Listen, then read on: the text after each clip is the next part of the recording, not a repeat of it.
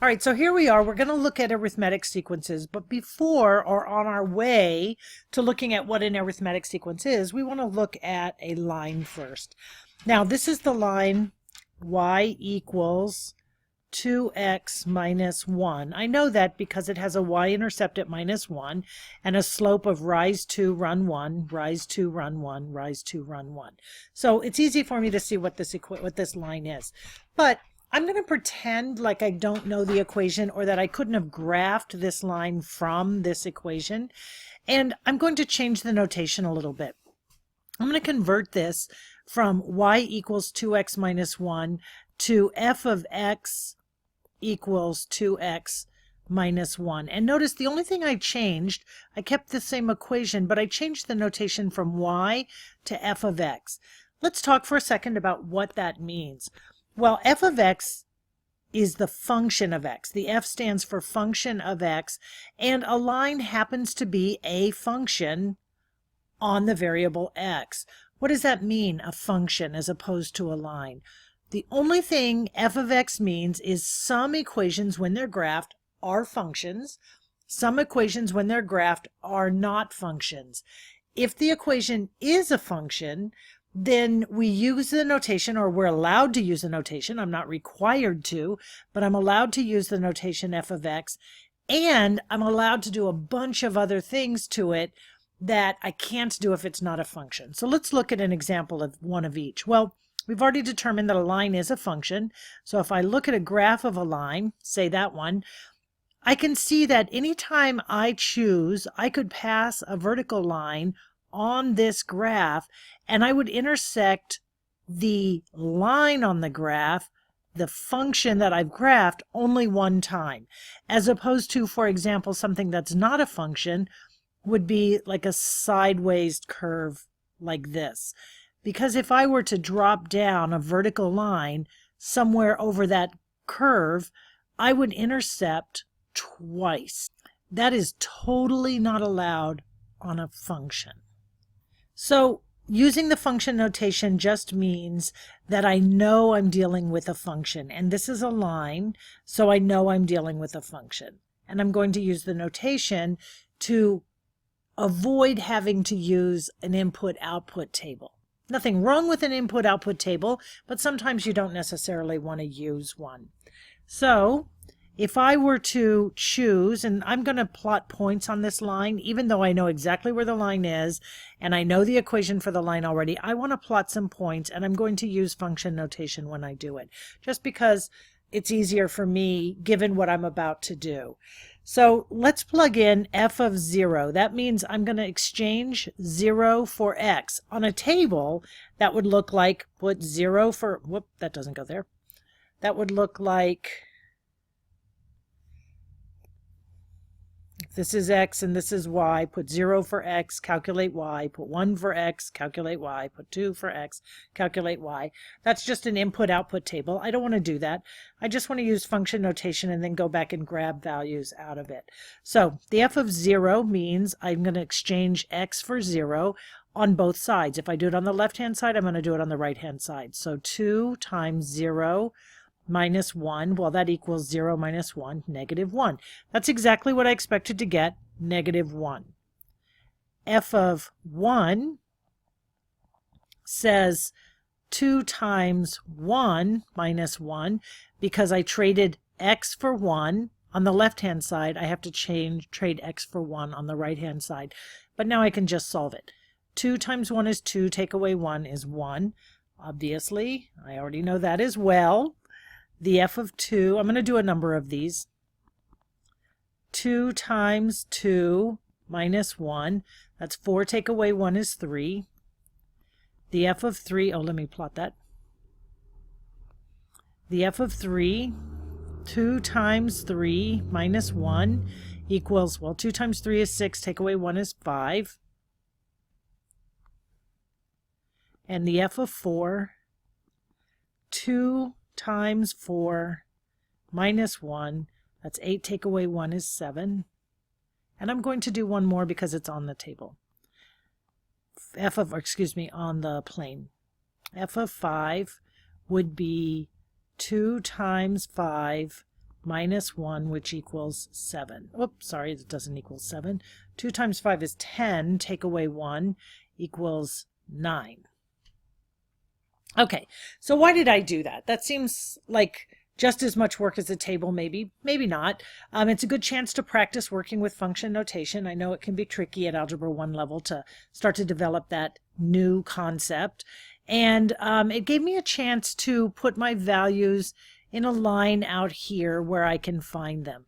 So I know what the point is, right? So I was able to plot the point. If f is 0, y is negative 1. If x is 0, y is negative 1. If x is 1, y is 1, and so on. But now I want to look at all of this in a totally different way. So I'm going to erase the line, and then I want to look at only the output values. So I have a string of points and only the output value. That's all I care about. I don't really care about that this is a coordinate 1, 1, and this is the coordinate 2, 3. I don't really care about that. I want to look just at the output values, and I'm going to write them in a sequence. So I'm going to write negative 1, comma. The next output is 1, comma. I'm just going to list the outputs. 3, comma. Keep going would be 5, comma, 6, comma, and then, oh, that's not a 6, that should be a 7, comma, and then 9, comma. And when I look at it this way, there are two things I can notice. One is I can use the slope, right? So the slope equals 2. But also, you may have noticed that as I was writing them down horizontally with a comma in between, that I had a pattern of add 2 to each previous number. Negative 1 plus 2 is 1, plus 2 is 3, plus 2 is 5, plus 2 is 7, plus 2 is 9. So if I wanted to list the next few terms, that would be so easy to do. 9 plus 2 is 11, which plus 2 is 13, and so on and so on. And I could do that on for all of eternity. So notice I'm using values that are output. So I'm only looking at the output rather than looking at the point for some linear function. When that happens, I get a sequence of numbers that have the constant rate of addition from one term to the next, and that rate is exactly the same thing as my slope. When I'm looking at it this way, though, when I'm only looking at the output values, when I'm looking at it as a line, or even if I'm only looking at it as points that are generated from a function, I call the change from one point to the next the slope, and I see plus 2, plus 2, plus 2. So that's my slope. Rise 2, run 1, rise 2, run 1. But if I'm looking at it as just the outputs in a list, the same value, plus 2, plus 2, plus 2, that was the slope, I'm now going to call this, rather than calling it the slope, I'm going to give it a new name. And that name is the common difference.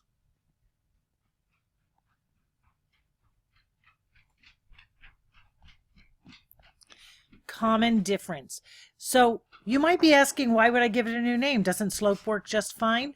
Well, it does, but we're not actually talking about lines now, and we're not actually even talking about points on a graph, even though you can see them on the graph that I've used to take us from what we know to what we're going to know. We're really talking about a sequence of numbers. Check it out, sequence. That's what we're here to learn about. A sequence of numbers. And they're different from each other by adding 2 or by a common difference. So this is a sequence because what I'm doing is adding 2 every time. We actually call this arithmetic. Adding, arithmetic. There's a good link there. So this is an arithmetic sequence. An arithmetic sequence is a list of numbers that differ from each other by the same constant amount added from one to the next, and that constant amount is called the common difference. All right, so let's do an example. We want to take a sequence of numbers that are being provided, 3, 4, 7, 12, 19, and these go on forever and ever. We want to determine first whether this is an arithmetic sequence, and then if it is, we want to find the next 2 terms. So the only way to know is to see if they have a common difference. So from 3 to 4 would take adding 1. From 4 to 7 would mean to add 3. From 7 to 12 would mean to add, holy cow, 5. This is not a common difference. Not a common difference. So this is not arithmetic. It has to be true every single number. Even if I had been able to write this number as +1 and then +1, just having one number out of sync is enough to make this not an arithmetic sequence. So this is not arithmetic. Not AS. Not arithmetic sequence. Let's look at another one. Another provided set of numbers. 13, 9, 5, 1, -3, on and on and on. Again, we just want to look and see if there is a common difference. So from 13 to 9, well, to go from 13 to 9, I actually have to subtract 4. It's okay if I subtract, because remember, subtraction is really just the addition of a negative number, and so technically when I subtract, I'm adding, so I'm okay with that. Now I just need to know, does subtracting 4 take me from 9 to 5? And it does. Then does subtracting 4 take me from 5 to 1? Yes. Does subtracting 4 take me from 1 to -3? It does. So I can actually name the next 2 values, because subtract 4 from -3, I get -7. Subtract 4 from -7, I get -11. And then subtract 4 from -11, I get -15. And I could go on and on and on forever doing that. So this is, yes, an arithmetic sequence. And I found not only 2, but I found 3 additional terms. So I have arithmetic sequence here, and I have an arithmetic sequence here that I already worked with. We often receive the sequence. We don't get the formula ahead of time, but we receive a sequence and we're asked to create a formula. I'm going to do it with this one because I want to show that our rule, our formula for finding the rule for an arithmetic sequence, will actually take us back where we began. So let's pretend like we don't know where these numbers came from. -1, 1, 3, 5, 7, 9, 11, and on and on and on. And before I tell you the formula, I'm going to need to give you a little bit of notation. So each of these elements, or each of these values between the before the comma, we call a term. So -1 is term 1. +1 would be term 2. 3 would be term 3. 5 is term 4. 7 is term 5. That's a little bit unwieldy to say over and over, so we actually call it the 7th term. So this would be the 7th term, and we have a notation for it, which is A sub, this would be A sub 1, sub 2, sub 3, sub 4, sub 5. So the 5th term, the 5th number in the sequence, is called the 5th term, and we call it A, which is just a letter denoting that we're talking about a term, and then we make a little 5 underneath to say it's the 5th term. So 9 then is the a sub 6th term. 11 would be the a sub 7th term, on and on and on and on until eventually you reach some term a sub n, and that just means the nth term. If I stop at 8, then n would be 8. If I went on to 90, n would be 90. This is notation just to say which term we're talking about. So now with some terminology and some knowledge, remember that the common difference, D, that's the letter we use for common difference, D equals 2, because the difference from one term to the next for this sequence, which we already did over here, is 2. With all of this information, we can write a formula that will give us the rule for this sequence of numbers.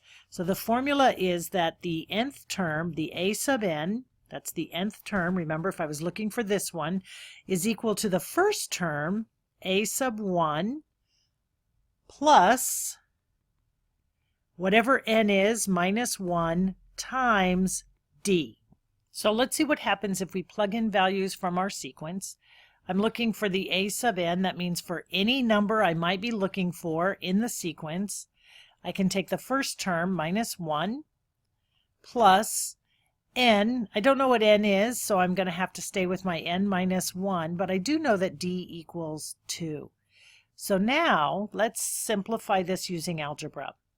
I'm going to rainbow the 2 and add that to the negative 1. So I have negative 1 plus 2n minus 2.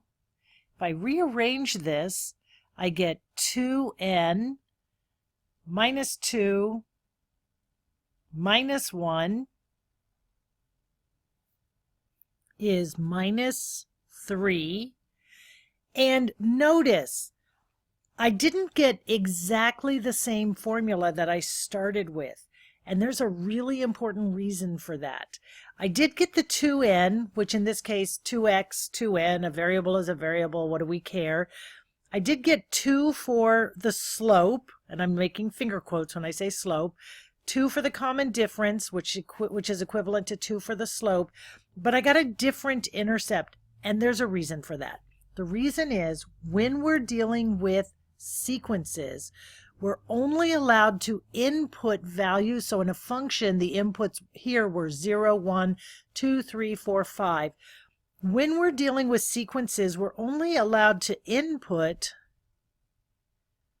values greater than integers. So we're only, let me back up a little bit.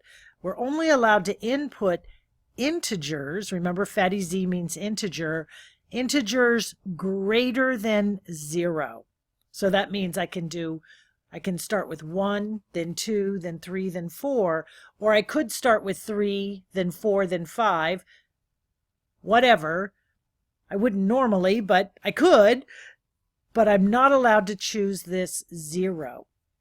So when I look at this function then and figure out my values, this time if I put in 1 for n, right, 2 times 1 is 2, take away 3 takes me back over here to this number. Since I'm not allowed to put in, this is my first term, but I wasn't allowed to choose 0, which in this function, 0 is what gave me negative 1 for my first term. But in this function, I'm not allowed to choose 0. And so an adjustment shows up so that my first integer takes me to my first term. Plug in 1, it takes me to my first term. Plug in 2 takes me to my second term. Plug in 3 takes me to my third term. So see how it doesn't really work like a point? Each integer I plug in takes me to the next term, not to point coordinates that I can use like when I'm dealing with a line. Okay, I want to do one more example. I know I've been going for a long time. This is one of my longer videos. I just don't know how I could have made it any shorter to give you the understanding. So this time let's take the example. We want to write a rule. So we're given a sequence 13, 9, 5, 1, negative 3. And we're asked to write a rule for this sequence. First thing we have to do is determine if there's a common difference. 13 take away 4 is 9. 9 take away, hey, this is the same one we did before. 9 take away 4 is 5. 5 take away 4 is 1. And 1 take away 4 is negative 3. So we know that D equals negative 4 in this case. So let's use our formula. A sub n. Oh, and we want to find, we're actually being asked to find the 100th term. So we're going to write a formula, and then we're going to find the 100th term. So a sub n is the first term, a sub 1, plus n minus 1 times d. A sub n equals 13 plus n minus 1 times negative 4, which equals 13 plus negative 4 n plus negative 4n is negative 4n, and negative 4 times negative 1 is positive 4 plus 4. So then my formula, negative 4n, 13 plus 4 is plus 17. Now find the 100th term. A sub 100 equals, and I'm going to use this version, negative 4 times n, but n is 100, plus 17. Negative 4 times 100 is negative 400, plus 17, which is negative 390, 383. All right, so that was a little bit of a long video. I'm not entirely sure how I could have kept it any smaller and covered all of this concept. We're doing sort of the same thing we've always done, except we're looking at it from a different perspective. We're looking at it from creating only lattice points or output values, whatever they are, when the only input values are integers greater than 0. It's an arithmetic sequence, and it always follows a linear pattern. The dots will always line up on a graph if you were to graph it.